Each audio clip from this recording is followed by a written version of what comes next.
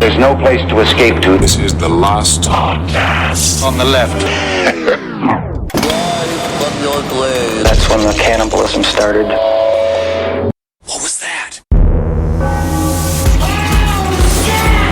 So I had a dream last night that Natalie and I were sitting on the couch. We're in the middle of watching Deadwood right now. We're rewatching it because it feels nicer than what's happening in reality. Yeah, right on time. 5 years late. 5 years late. And I had a dream last night that Natalie and I were watching it, and that the whole thing was Al Swearingen was sucking on this prostitute's breasts, trying to get milk out of him. And he kept turning around and be like, can't get any milk out of these tits. Were you hard when you woke up? That's what Natalie asked. And I don't think so, but I wake up hard anyway. Yeah. All right. Welcome to the last podcast on the left. I'm Ben Kissel. That's Marcus Parks. We already heard something we don't want to hear from Henry. I never want to think about that ever again. I apologize for prompting it. That's not all that different from Deadwood the show. Yeah, that's what I was thinking. There's a whole scene where he's getting a violent blowjob from a woman. He's making a Shakespearean soliloquy. I think you were just watching Deadwood. I was. Yes, I just fell asleep while watching Deadwood. I just think between Deadwood and all of the prostitute reading I'm doing with Jack the Ripper, it's all just in the brain now. And it's just, I've already thought about how, like, you could suck milk on an adult's breasts, either male or Let's female. Get it. Okay, thank you. It. It's not I don't want to hear it anymore, Henry. Good Lord. All right. Yes, Deadwood. I will say, how people say they hate to hear people's dreams? Yes. That's why.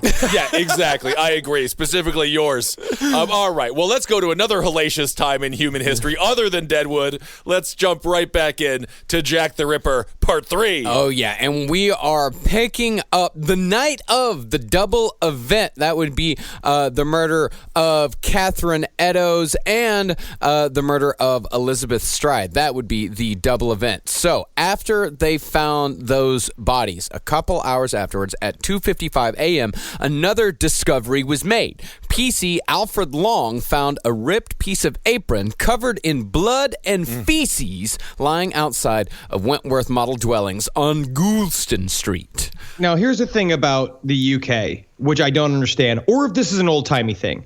They always would write feces as faces. Faces. Right? Faeces. So that's a problem. I look at it and it makes me think of fairies. It makes me think of like magique when we were talking about it, Magicke, and it just being like, is this just the new age way of spelling shit? Yeah, it sort of sounds like an Egyptian god, too. Faces. I praise faces. It also, why does he have dookie on his apron?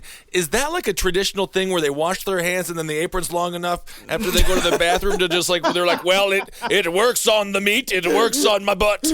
I'm wearing my own toilet paper. That's the most economical use of my outfit here. Also, I don't need to wear undies either, because it's like a bathroom door. The cleanest market in town. The feces came from the body. Because they apparently, that was one thing that they talked about, is that when they found Liz Stride's body, is that not only had she been deeply dismembered, but she'd also pooped on the street. So it was like when David Spade and Chris Farley were eating the shrimp in Tommy Boy, and Chris Farley, David Spade's like, this one was full. It was like that? Yes. Oh, man, I don't like it. Now, the reason why Wentworth Model Dwellings was important in this context is that it was in a largely Jewish section of Whitechapel, and the building was inhabited almost entirely by Jewish people. This was important because of the message that was written on the wall right above where the apron lay. The message said, "The Jews are the men that will not be blamed for nothing." Wait, hold on, what? So are they to be blamed? Again, they say it's Cockney doublespeak as to what they're talking about. So they use a lot of double negatives in Cockney slang. So what it says is, the Jews are the men that will not be blamed for nothing. So are they blamed for something? Yeah, it's like the Jews are the men that will not be blamed for nothing. Now I get it. Yeah. Thank you, Marcus. I completely understand. I'm sorry, I was saying it too clear. Yeah, and that was with Jews spelled Juwes. Now, there's a lot of speculation as far as to what that misspelling means. Now, there's a lot of speculation, Marcus. There's a lot of it. There's literally books of it. I'm holding 2 of them in my hands. Both of them are 900 pages long. Let's get into it. Just about the misspelling, huh? Oh, yeah. And it could be the simplest explanation is that the Ripper was illiterate. Yeah, he's a moron. And he didn't know how to spell Jews. That's disgusting. How dare you shame Ripper? That's Ripper shame. I don't know. If you're not intelligent enough to spell the race that you don't like, you have to like them. That's my official position on that. How can you be anti-Jewish if you don't even know how to spell the name? It also could be that Jews, Juwes, was a secret Masonic message. But you want to start it without starting it, Marcus? I'm going to start it without starting it. That's going to be a little teaser for episode 4. I've got a nerd alert lined up right behind me, guys, if you get too much into this. Now, it seems like if you're interested in true crime at all, that a photograph of this message would be just as recognizable as the Mary Kelly crime scene photo, as photography was very much in use in law enforcement at this time. But you've got to remember that opinions of the Jewish population among East Enders at this point were not very high, to say the least. Mm-hmm. And the message was written right in the middle of a popular Jewish merchant area, and at any moment, genteel purchasers were sure to show up and see the message. It's very interesting because also not only was Whitechapel in general a big center of the Jewish population of London itself, but this little area was like the complete total epicenter of Jewish life in Whitechapel. And what was interesting is that they weren't so much mad that the Jewish people were there celebrating another religion. It was that they lived completely in a European style. Like, it was very open. It was out on the streets, and people resented the way they lived. They resented the fact that they came in and didn't adhere to like English societal measures and the way that they live, which is getting pissed drunk in the sleep, fucking getting pissed drunk in the street, beating prostitutes all day.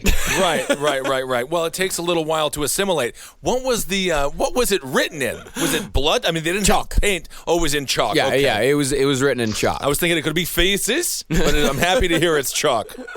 This right here, this is the logic of the police officers. When the Gentiles saw this message, whatever the hell it meant, it was possible that it would have given the Gentile population of the East End just the excuse they needed to run riot, and that was the last thing the Metropolitan Police wanted to deal with, and so it was decided after much debate that the message would be washed away before a photographer had a chance to capture it.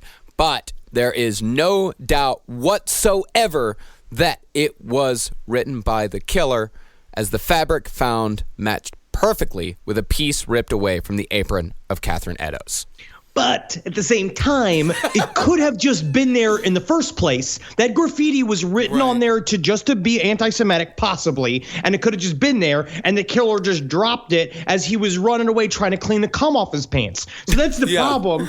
That is true. That is true. I take it back. There is plenty of doubt that because among Whitechapel there was quite a bit of anti-Semitic graffiti just written, and it could be that it was just because what it was is they could tell that the cloth was used to wipe off the knife. But okay, so then this implies that the killer would be a Gentile if they're against the Jewish people, right?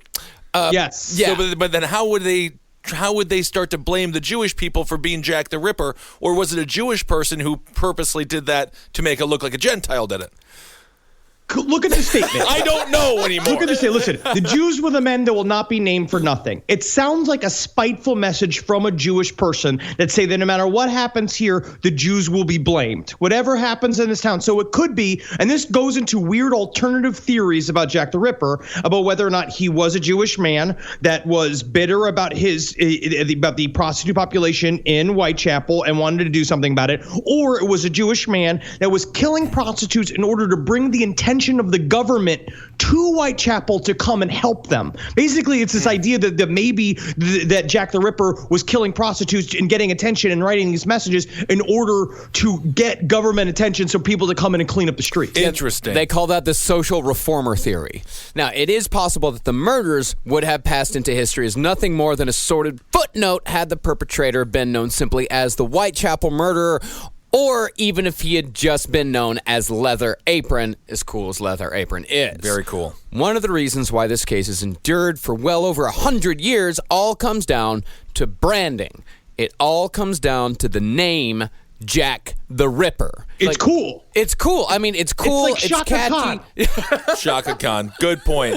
Yeah, it's cool. It's catchy. It tells you everything that you need. Jack the Ripper, the name itself is why this has endured for so long. And that name came from a series of letters received the day of the double event.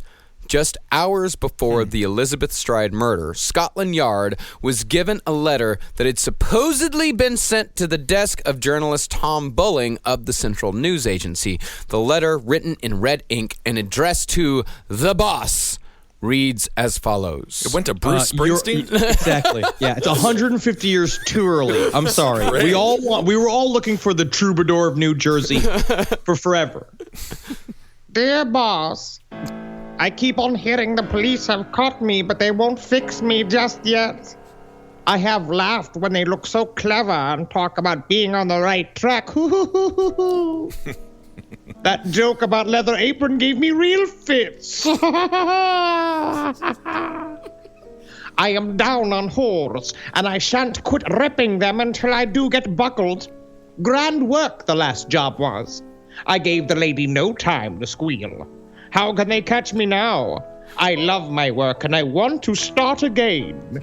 You will soon hear of me with my funny little games.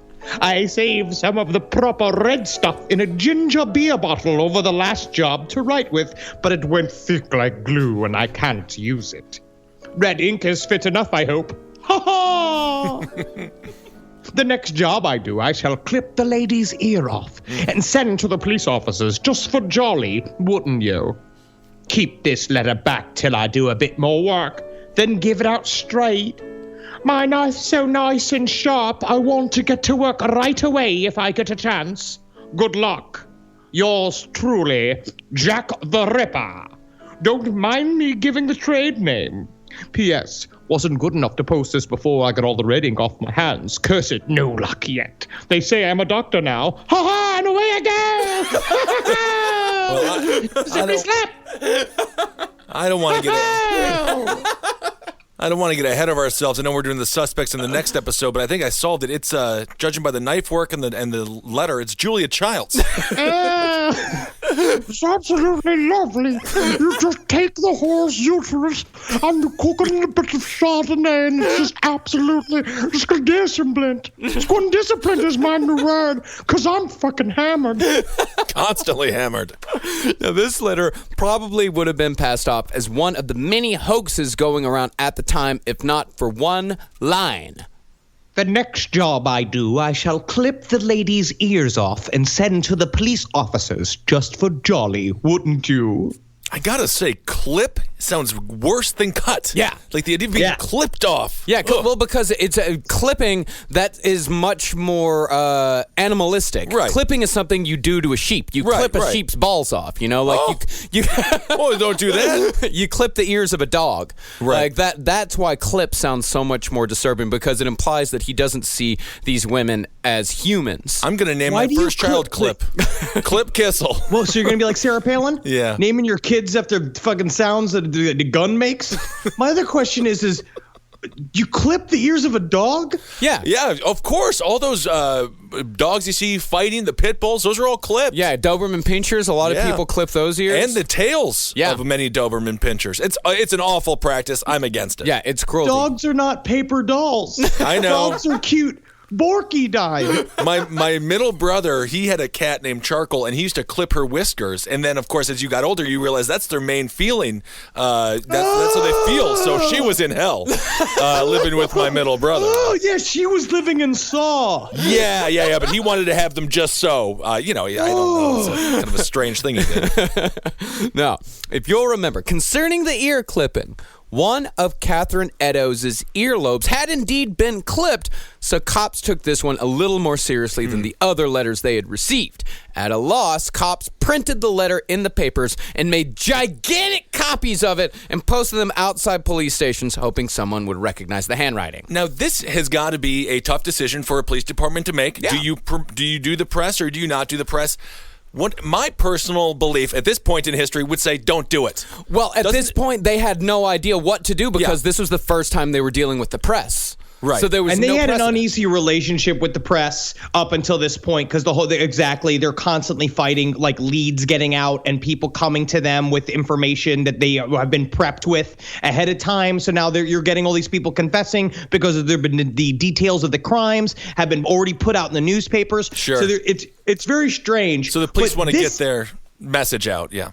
Yeah, but unless this letter came from somebody in the newspapers. Yeah, because this whole thing, it was a huge mistake, as they were soon receiving dozens of letters a day with anywhere between 300 and 1,400 received overall by the end of it, depending on who you read. And that right there is a wonderful example of just how fucking confusing it is to research Jack the Ripper. The gap between 300 and 1,400 is pretty goddamn wide. It's a big gap. It's a huge gap. It's 1,100. And also, every witness is hammered. Yeah.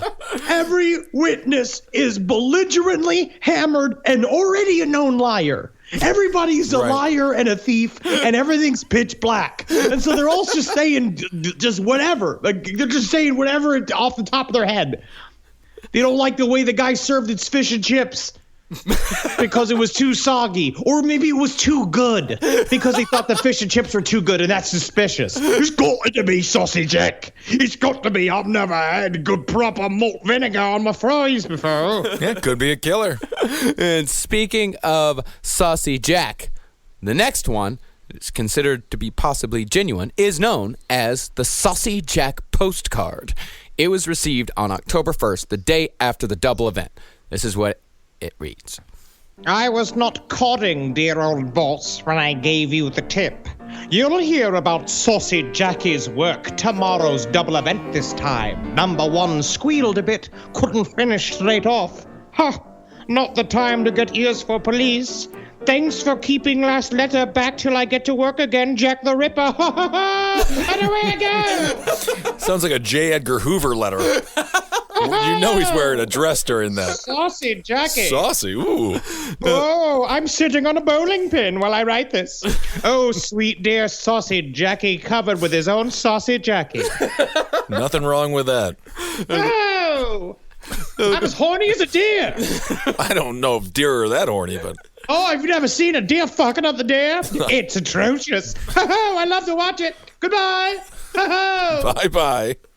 The people who argue that the Saucy Jack postcard is genuine point to the fact that the postcard described the double event before it was released in the papers, but what those people ignore is the possibility that it was invented by the papers themselves. What? You're crazy. You're crazy, dog meat. There's no way these fucking bent Cockney assholes were trying to sell newspapers. No way that's possible. It's pretty widely believed now by most reputable historians that these letters were actually written by journalist Tom Bulling, the guy who gave them to the Metropolitan Police in the first place, or possibly his editor. And the whole thing was just a ruse to add a little bit more sauce to the murders and to keep the story going. We got fake news. Yeah, fake news. Fake news. Well, I mean, really, the concept of journalistic integrity came from fighting back against these sorts of stories, not only in England, but also in America. Right. The whole fake news phenomenon is that we're just going through cycles. We're just at the next phase of fake news. This is something that's been going on for well over a century, ever since newspapers were invented. I don't read any fake news. I only read the U.S. Weekly Report. U.S. World News and Report. U.S. World News. I only read Empire News. Why wouldn't you? All I read is that Metro paper that they give out for free on the subway. That's right. And it's great because they'll tell you all sorts of things. They movie reviews, what subway lines you're on are doing bad. Hey, Hey, actually, I want to thank all the people at Metro Boston for doing a great story on us. Yeah, that was so my buddy nice. Brendan McGurk. Thank you very much, Brendan. Thank you. Not fake news. Not fake news. Now, the most disturbing letter, and the one most likely not written by journalists, is the infamous From Hell letter. Oh my God! How do you get paper from hell? It's so hot there. It's so wild. Wow. Yikes! Tough day to be a post office. I think I may have just come up with this, but like a house, it's just a place for your stuff, right? And your whole life is you go out and you just get more stuff, and you just want to put it in. When you go to a hotel, it's just another place for your stuff. You bring in your stuff from one place, got your stuff. Different place got stuff. That's George Carlin bit. Yes. Very good, Henry. The From Hell letter was sent to George Lusk, the head of the Whitechapel Vigilance Committee. Now, to me, this is a big point, right? All of these other letters have been sent to the newspapers, right? Which is easy to do. With George Lusk, you have to know that he's the head of the Whitechapel Vigilance Committee. Like, you have to know that he's setting that up, right? So it's possibly somebody from the neighborhood sent this letter. Somebody who knows what's going on in Whitechapel sent the letter, possibly a member of the vigilance group, or Jack the Ripper himself. Right. Quite possibly. One and the same, maybe? Could be. You fucking idiot. But of course, it happens all the time. But actually, journalists and the police, they weren't the only ones getting letters. People were sending letters all over England claiming to be Jack the Ripper. They would send them to magistrates, businesses, hotels, just private individuals, just to anybody. Because it's just like every single crime every single unsolved crime that goes on, you get this. We get this in Boston Strangler. We got this in the Night Stalker. You get this with BTK. Anybody looking to settle a personal beef or somebody looking to just scare someone else, they're going to take advantage of it. This has been going on for centuries. Oh, I get letters from Capital One all the time. And I'm like, you're not going to scare me, Capital One. I'm not opening it. Okay. If Jack the Ripper shows us anything, it's that people do not change. Right. We are the exact same now as we were in 1888. And, us here in America are exactly like people back in England. Like, people are the same all over, and it never changes. Well, it's both really depressing and also very encouraging. It's comforting. When you look back, you see it again and again and again. It's like we're doing the same shit. We're in the middle of. That's why it's like between watching Deadwood and reading about London 1888, I'm feeling that all of that same feelings now. Like we're in this weird new time period. We don't dump sewage out of our windows. Not yet. And I don't think we're ever going to do that again. Well, I mean, Maybe you don't. Yeah, I mean. What, you do? Well, no one can see your face, but he's saying that he does with his eyes. Fine. Well, the reason why the From Hell letter was taken seriously was because it arrived with something a little extra. Half a human kidney. Ooh. And you get that in a butcher shop if you ask for a little something extra. You will get a little piece of kidney, and it's actually really nice. You fry it up with some onions. It's really nice. I think it's a human kidney, though. Yeah, it's a human. It is definitely a human kidney. Didn't the mailman feel it was a little soggy and puffy? Oh, you can send body parts through the mail. You just wrap it up extra. It looks like someone sent another set of nuts in a goddamn envelope. I honestly thought my life was fucking bad. I get up every day, my fucking mail rucksack is covered in shit. My fucking mail boots covered in shit. I gotta go from place to place, people dumping beers on me because they say the mail is run by wizards. And I'm sitting there being like, if my mail was run by wizards, would I be this fat? You'd make a wish and get thinner, I suppose. Harder and harder it is to be a mailman, see? Now I'm a fucking organ delivery service there. This is what the From Hell letter said. From Hell. Mr. Lusk, I'll send you off the kidney I took from one woman and preserved it for you. Oof. The other piece I fried and ate it. It was very nice. I may send you the bloody knife that took it out if you only wait a while longer. Signed, Catch me when you can, Mr. Lusk. It's the fat guy from Nuns on the Run. Testicles, spectacles, wallet, and watch. That's who did it. They're looking for a fat dude dressed as a nun. Why didn't I exist back then? You always think that it's the fat guy from Nuns on the Run. He did a lot. It's a fat guy. That's a fat guy move. No one then would be like, I have to clarify, I did eat the other half, and it was delicious. I did eat it, and I would tell you, to be honest, it could have been better. I honestly wish it tasted better. You could almost hear the letter breathing heavy. It is definitely, Jack the Ripper was fat. Who killed Kennedy? The fat guy from Nuns on the Run. Nuns on the Run. Who was the Zodiac killer? Fat guy from Nuns on the Run. That poor man is sitting, because so many anonymous letters that poor actor has received, just like sitting open up, being like, I'm not the Zodiac killer. I'm a character performer.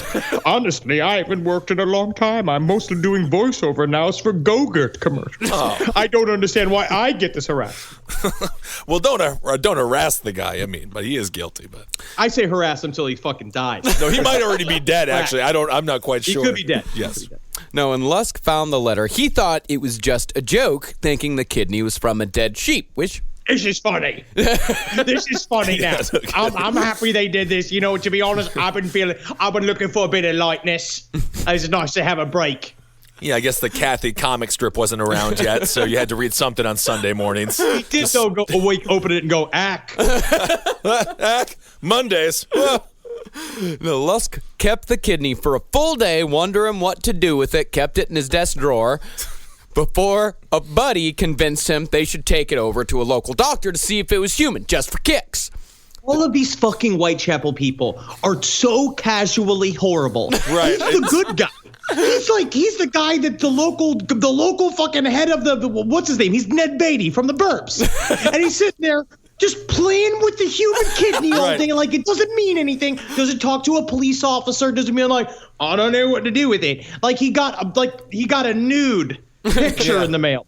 It's just using it as a stress reliever, I guess, maybe. Yeah. And so they took the kidney over to the local doctor, but the local doctor was out, so they took it to another local doctor who ruled that it was inconclusive. So those three took it over to the London hospital, where it was examined and confirmed to be human. And then all four of them all bundled over together to H Division headquarters and delivered it to the proper authorities after taking a human kidney from place to place to place on one sunny Sunday afternoon. It is like a critter ball of dumb fucks.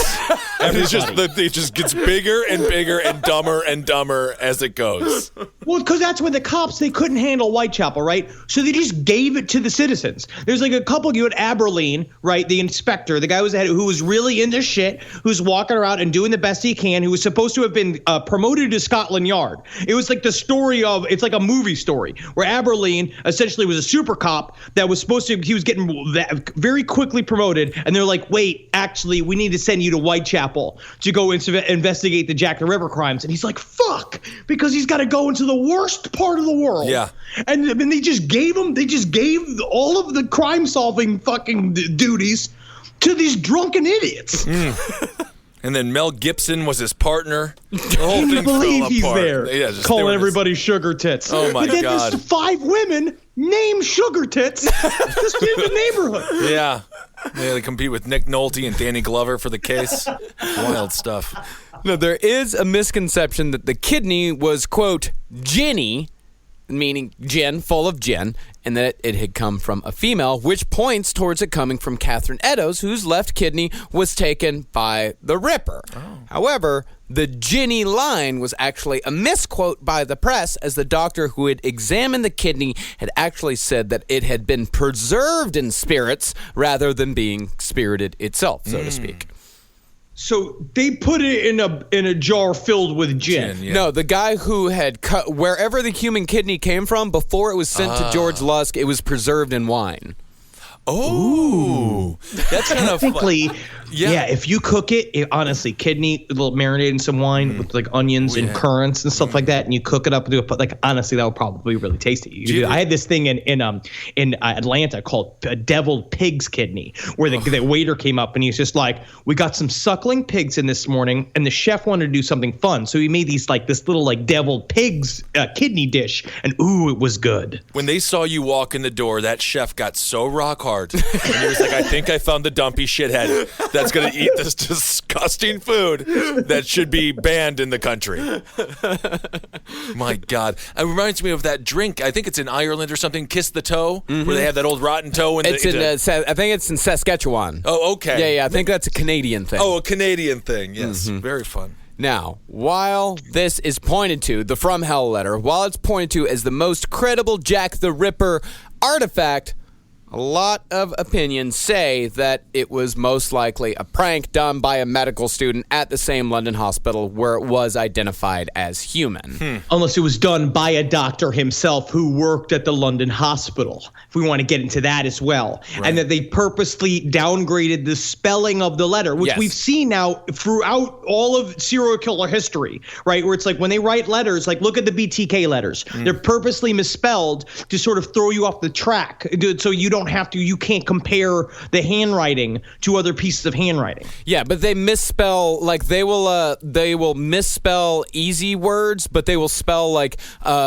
they'll spell harder words correctly. Cornucopia. Yes. That's a hard word. Like she had a cornucopia of guts that I played with. But he misspelled guts. He went G-E-T-S. Gets. Yeah. Like, for example, in the From Hell letter, it's like he misspells nice. He spells it N-I-S-E, but on knife, he makes sure to put the K in there. He also misspelled knife, but he spelled it K-N-I-F. And left the E off, but he remembered to put the K in there. It's weird. Which is the hard part of the word. That's the hard part of the word. Right. Yeah. All right. Now, the entire month of October passed without a single murder attributed to the Ripper. Can I actually read? There's one factoid I'd heard about that was really interesting. A part of the reason why this started really freaking people out at this time period is that the year before, in 1887, Whitechapel only had 6 murders. And that this rash of murders was actually something that they weren't used to. Like this amount of murders, which is why people were really freaking out. Yeah, because, I mean, Whitechapel wasn't like a murder capital or anything. Well, like, sounds like it. Murders did happen, but it was mostly just it was mostly burglaries, assaults. Beatings. Yeah. Drinking, drunken fights. Yeah. Like, it was just a horrible place. It was just the worst place in the world to be, but you wouldn't get murdered. Yeah. Which is actually almost worse. I mean, or did they just call like a knife to the heart or a baseball bat to the back of the head? Did they just call it natural causes? Maybe this is the first year where they were like, maybe we should look into this thing. Yeah, called a Whitechapel thunderstorm. Yeah, something like that. So the entire month of October, not a single murder. But on November 9th, 1888, Jack would strike one final time in his most disgusting display of brutality yet with the murder of Mary Jane Kelly. See, Mary was different than all of the other victims. First, she was younger, clocking in at 25, as opposed to the others who were all in their 40s. Second, she was extremely attractive by all accounts, whereas the others were a bit more on the rough side, what with the missing teeth and all.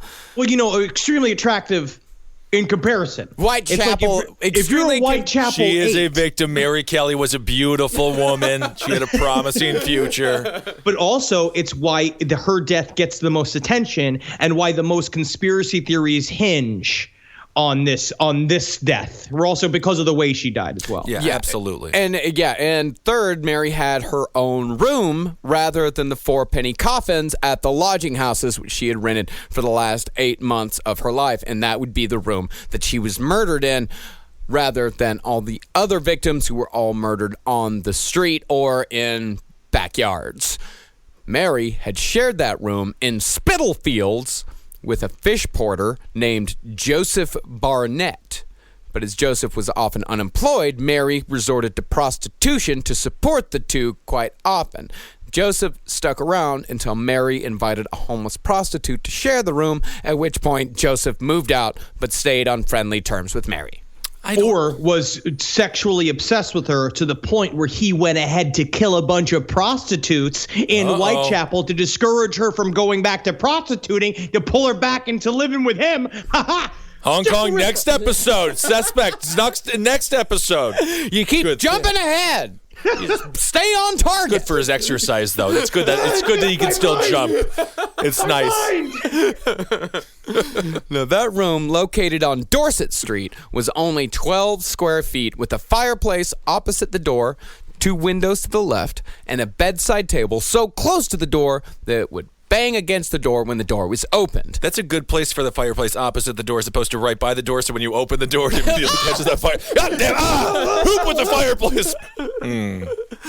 The only decorations were a couple of engravings and a painting called The Fisherman's Widow. Ooh. Which is really sad because your boyfriend's a fisherman. Yeah. Your boyfriend's a fisherman. You have a painting saying the fisherman's widow, which is basically like, I hope you get murdered. I hope you die, yeah. Now, Mary was reported to be a quiet woman until she got drunk, at which point she would sing Irish songs and get into fights, becoming what her friends referred to as Dark Mary. Oh, I love Dark Mary. That's the only Mary I would ever want to hang out with. That was her Chris Gaines. Yes. Now, the last song Dark Mary was heard to be singing the night of her murder was at 11:45 p.m. when a neighbor heard her singing the old Irish tune, A Violet from Mother's Grave. We've actually got... Ooh. Yeah. We've got a recording, not a recording of Mary Kelly, but a recording of the song A Violet from Mother's Grave. Let's hear it. Scenes of my childhood arise before my gaze, bringing recollections of bygone happy days. And down in the meadow in childhood I would roam. No one's left to cheer me now within that good old home. Actually, that song is used to very chilling effect in the Jack the Ripper Museum in London. Yeah, they've got an amazing room that it is a recreation of Mary Kelly's room, and they play that, an a cappella version of that on a loop over and over and over again. It sounds like Meryl Streep's character in that horrendous film that she might win an Oscar for. Florence Jenkins or whatever. Oh, it was so bad. I hate that movie. Whitest movie I ever saw in my life. But also, I can see how the endless loop of that song playing can curdle the minds of the people working at the museum. I was watching a documentary yesterday called Jack the Ripper, Suspect Uncovered. And it had a historian, a Whitechapel, like historian woman, and she's just dressed in the bonnet, like walking around like, oh, it was a right frame of time for a prosy to get snippety snapped. And it's just like, you have to go home. At some point, you have to go home to your family, and you're still like this. Yeah, I'm not sure who decided that was a good pitch for the human ear, but at least it's music. It was something that... Today's sponsor for Last Podcast on the Left is Crizal No Glare Lenses. And thank you, Crizal, for sponsoring us today. If you wear glasses, then you know that fingerprints, smudges, scratches, and glares can obstruct your vision and be a huge distraction. That's why I love Crizal No Glare Lenses. They give you the clearest vision possible by offering resistance to glares, scratches, and smudges. That means no more fingerprint smudges from taking your glasses on and off, or scratches from cleaning your lenses on your shirt. Better yet, no more blinding glare created by your digital devices, so you can see everything on your screen, even if you're working at night. Crizal lenses even protect your eyes against harmful blue-violet light of your digital screens. And because Crizal No Glare lenses stay clear and reduce distracting glare, your friends and family can actually see your eyes, not just your glasses. Look better, feel better, and most importantly, be prepared for whatever comes your way with clear vision. Go to Crizal.com to learn more. That's Crizal.com and start living life in the clear. Now, at 2 a.m., Mary Kelly was seen by a man named George Hutchinson on Commercial Street. She asked him for 6 pence, but when he told her he had nothing to give, she said she needed to make some money and walked away. Hutchinson said he saw a man tap her on the shoulder and say something, at which point they both started laughing as the man put his arm around Mary's shoulder. The two then walked away together. Now, the last thing anyone would hear from Mary Jane Kelly would be 3 cries of, "Oh, murder!" at 4 a.m., heard by a neighbor from Mary's apartment. But once again, nobody paid it any more mind than they had with the death of Mary Nichols. And I ask an inappropriate question. Of course. Is it possible that the "oh, murder" is the sound she made when she orgasmed? No. And it was I knew that's what the question was going to be. Well, I actually have a question now that Henry That's it. Now, is it possible it was the sound of her orgasming? Is that possible, Marcus? Because that's actually an interesing question. No, no, because she was Henry. You had a question. If it's inappropriate, but maybe murder is the sound she made when she orgasmed. Huh, that is an interesting question. Marcus, what do you say to that? I don't never thought It's possible. Anything's in the world of Jack the Ripper. Anything is possible. It's possible. Fucking monsters. Now, Jack the Ripper began with Mary Kelly, as he did with all of his victims, with a deep slash to the throat, this time down to the bone. Although, as the cry of "Oh, murder" demonstrated, Jack may have relished a bit more in frightening his victim before killing her this time. The extent of the mutilation the Ripper performed on Mary as she lay in her own bed makes it nearly impossible to tell the exact order of the slaughter. It may be that the killer had escalated to the highest level, or it could be that the Ripper did to Mary what he would have done to any of his victims had he had the time and privacy. I think it was that. I think what you're saying is right, is that he actually had a room to do the crime in, and he had time. Right. Because what we now know about product killers is that they formulate their whole life around getting like, look at Ted Bundy, right? Ted Bundy went and he had that secluded area that he would drop the bodies off with so that he could have just uninterrupted time with the bodies. Ed Gein's house. Right. It's like you have these times. So in my head, when I look at it, it's that because what did we learn again from Jeffrey Dahmer? There's no real peak of escalation. At some point, there's just despair. But at that point, Jeffrey Dahmer was becoming like a dark magic lord in his mind. He built over an these altar. Bodies. Right. Yes. Yeah, he had built a full altar in his apartment. So there was more room to go for Jack the Ripper if he wanted. So I feel like this is just an example of he had the opportunity. Yeah. Mm-hmm. So this is what he actually did to Mary Kelly. He skinned her thighs and hacked away at the muscle before mutilating her arms in the same way. He opened the stomach and removed the intestines, laying them to the right side of her body. He took out the spleen and set it to the left, with the liver being set between her feet. He cut off her breasts and set one by her right foot. The other he set under her head with her uterus and kidneys. As opposed to the seemingly careful mutilation of Catherine Eddowes, the Ripper hacked away at Mary Kelly's face until she could only be identified by her eyes and her ears. The only thing Jack the Ripper took with him from Mary Kelly's room was Mary Kelly's heart. Oh, my goodness. And a bunch of memories, I guess.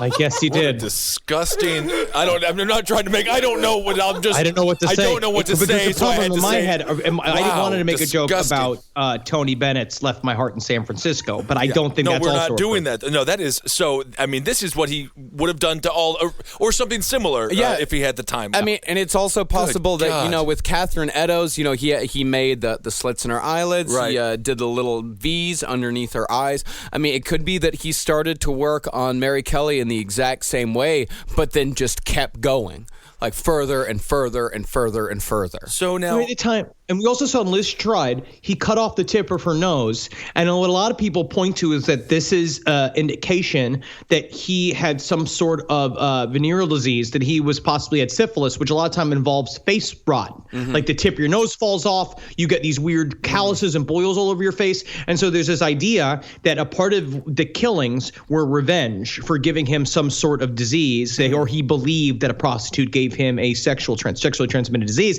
And so he was doing that as a kind of symbolic, like, fuck you. well, we should expand on that for the next episode too. That's interesting. Very interesting. That's a big part of my favorite pet theory. I mean, as far as the actual dying goes, it's pretty quick for the victims. It's every single time it is immediate. That's what he does. He slits their throat as fast as he can so he can get to the body, because that's all he cares about. So he's a product killer. Yeah. Yeah. I mean, wants the product. It's also like Richard Chase. Richard Chase, those people died almost instantly. He kills them as fast as he possibly can because it's not about the kill. It's not like Andre Chikatilo, Right, who is a them process killer, Right, who really relishes the hunt of it. That's what makes him hard. With these guys, it is all about killing them as soon as they possibly can. Because like Dahmer didn't really kill anybody in a particularly brutal fashion. No, he would get himself blackout drunk. Yeah. Right? In order to even do it. The whole point was just to get, because it's about control. Yeah. Well, It's about having possession of someone. He did drill bits in people's brains. He did do the drill bit and the acid in the brain and all that, but that was pretty extreme. That was his open mic time. That's working on his tight five. But on the other hand, somebody like Gacy relished in in tricking them, doing the tying, the rope trick and all that type of shit, and then strangling him. He was all about the process of it. Now, Mary Kelly's body was found at 10:45 a.m. by Thomas Indian Harry Bowyer, her landlord's assistant. Now, upon getting no answer from knocking on the door to collect rent, Indian Harry looked through the window and saw the horrific scene. Police showed up with Baxter Phillips, who took one look in the window and said, I'm satisfied that the mutilated corpse lying on the bed was not in need of any immediate attention from me. Was that a joke by the detective who found a woman lying on her own breast? Yeah. Good. Yeah, his funny little last podcast on the left joke that he made. Interesting. Just like your father used to tell jokes like that all the time, Henry. Absolutely. Cops have very dark senses of humor. Yes. Now, the constables waited outside for 2 hours, thinking they would soon be joined by a pair of bloodhounds that the Metropolitan Police had commissioned to aid in the capture of Jack the Ripper should another murder occur. That's what they thought, is that if a murder occurs, we can bring out the bloodhounds, they can get on the scent, and we can zip them after the Ripper and find this guy. Only thing was, the bloodhounds, named Burgo and Barnaby, cute names for little dogs. They wear little hats and smoking little pipes. Yeah, I like that. Oh gosh, they're so funny. Well, they had to, it takes them longer to get ready because they got to put 4 shoes on. They are fun. I like them. Yeah. Well, Burgo and Barnaby were 200 miles away with their owner, who, when no murder had occurred in the month of October, he'd just gotten bored and decided to go home without telling anybody. Oh, man. Yeah. So at 1:30 p.m., police, when they finally found out no bloodhounds were coming, they opened the locked door with an axe and found Mary lying in the middle of the bed with her shoulders flat, her legs open, and her head turned on the left cheek. Interesting that the door was locked from the inside. Very interesting. Yeah. Although it would have been extremely easy to reach the arm end through the broken window. If they did. The door. If they did. If they did it. Because there was, one of her windows was broken. Was it the one next to the door? Yeah, because it was a 12 by 12 room. It was tiny. The window was right next to the door. Maybe he escaped through the fireplace. How long is the guy's arms? I don't know. I don't know, Henry. That's the whole point. We don't know. I need to see some measurements. Measurements. Reverse Santa Claus escape through the fireplace. Go up it. Yeah, reverse that. No, a photographer was brought in, and that photographer took the very first crime scene photo ever taken in England, a photo that is still one of the most famous and gruesome ever to be taken. Now, here's a few things about this murder scene. It is odd that the final murder occurred inside. Could it be that the Ripper chose Mary specifically because she had a home? Or did he just get lucky? How many women did he try before Mary Kelly? Did he go out that night looking for somebody with a private room? Did it just so happen that he asked Mary Kelly and Mary Kelly took him to this private room? And is it a coincidence that the one who got it the worst was also the youngest and the only one who was conventionally attractive? Or could it be that Mary Kelly wasn't murdered by the Ripper at all? Every time I hear the words "could it be," I just immediately imagine ancient aliens be like, "But could it be? The screams of the innocent were fueling a spacecraft." We'll answer these questions and more in our final episode of Jack the Ripper. Oh my and God! I'll tell you what. Even though people have written literally hundreds of books about Jack the Ripper, and each one has their own separate, completely decades-long researched answer, which are also completely different from each other books, we are going to come up with the conclusive answer to the identity of Jack the Ripper next week. Yeah, I'm going to figure it out by Thursday. The fat guy from Nuns on the Run and Julia Childs work together. And they were fucking each other in the meanwhile. Absolutely. All right. Well, great episode. Fun stuff. I want to say thank you to everybody who came out to our show in Philadelphia. Absolutely. It was so awesome meeting everyone. So cool. And I will say, I just want to say, I did not get Philadelphia fever from anybody in that whole town. So congratulations. And to the couple who asked me to work their wedding, if that can work, I would love to officiate the wedding. Yeah. It'll be a wonderful time. Yeah, that'd be a lot of fun, man. We got to get you all worked up with, what is it, the Metropolitan Life Church? Yes, I'll do that. I now pronounce you man and dog. Oh, that's not my wedding. Never mind. I would love to marry a dog, but you can't do it. You want to marry a dog? If that's what you're saying. I would. You want to marry a dog? Yeah, because then you're only married for a maximum of like 11 years because dogs die young. That's why you date someone. You got to marry someone with cancer. Yes, or an elderly person. You get a tragic end. Yeah. Oh, and then you're single with a sad edge. That's right. Yeah, Philadelphia, so awesome. What a great union transfer, great venue. And my God, it's such an honor and so it's always so wonderful just talking to everyone. Yeah. And speaking of which, this Saturday we're going to be in Kansas City, Missouri, playing at Panic Fest. We're doing 2 shows. There are still a couple of tickets left for our late show, but those will sell out before Saturday. So just Google Panic Fest Kansas City, and they've got links to the tickets on their site. Chicago, we're coming after that. Can't wait to see everybody there. We're sold out. And St. Paul, Minnesota on February 25th. We just added a second show. We're going to be doing a late show in St. Paul, and tickets for that are going to go on sale at noon tomorrow. But if you are a Patreon subscriber, you already have access to those tickets right now, because everybody who donates just $1 or more to our Patreon gets early access to every single one of our live show tickets. So if you go to patreon.com/lastpodcast on the left and give even $1, you're going to be helping us out so much, and you're going to get a little bit of something in return. Thanks to everybody who's given to our Patreon so far. Yes. It's fucking fantastic. Also, I'm looking for the hot leads as to what's the best barbecue place in Kansas City. I've been told Oklahoma Joe's, and we're supposed to go to the gas station location, which is what I'm very much so excited for. That's really the thing I'm most excited for. The gas station location is like a Wawa or something? No. It's like a guy doing barbecue in a parking lot of a gas station. Yeah. It's supposed to be awesome. For barbecue. Yeah, there's a good gas station barbecue joint in Texas. It's like kind of a chain. It's called Rudy's. You can get barbecue and gas. God. Well, look at that. And then the barbecue gives you gas. So that's kind of fun. Is it Monday? Oh, I hate Mondays. And go to cavecomedyradio.com/live to see dates for live shows in St. Louis, Ithaca, Salt Lake City, and San Francisco. Yes, and thanks so much for supporting all the shows here on CCR. We're absolutely crushing it. We got some new products coming. Products. So take a listen to Abe Lincoln's Top Hat for everything political. It really is helping people out and to deal with this madness, the new reality that we're currently all sort of living in now. Alex Jones is going to be in the correspondence room. Shoes boxes make kids gay. He is absolutely. He's legit now. Yeah, Congratulations, everyone. So that's the world we're living in. We will navigate it together. Page 7 for all your entertainment needs. Roundtable of Gentlemen for all the good, weird news stories. And Wizard of the Bruiser. Check out Holden's show. He's been working really hard on that. It's literally the only thing he knows about.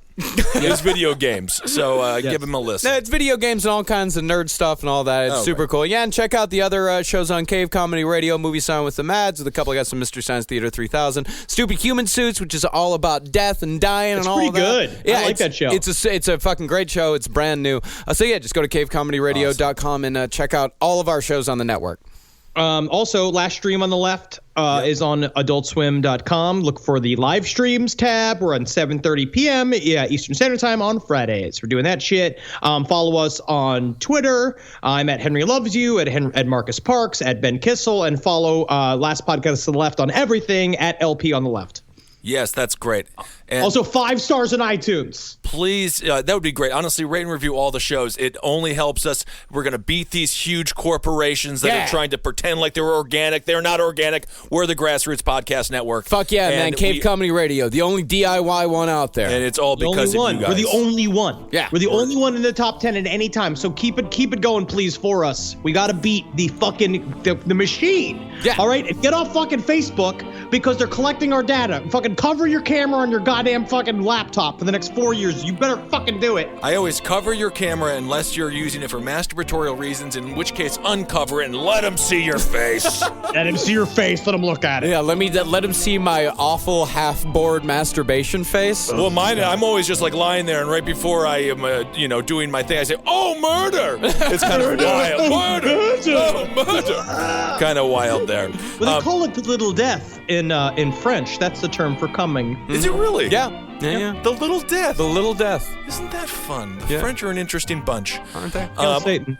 Yeah, hail Satan. Magustalations. And hail gay in. Hail me, if you would. Hail me first.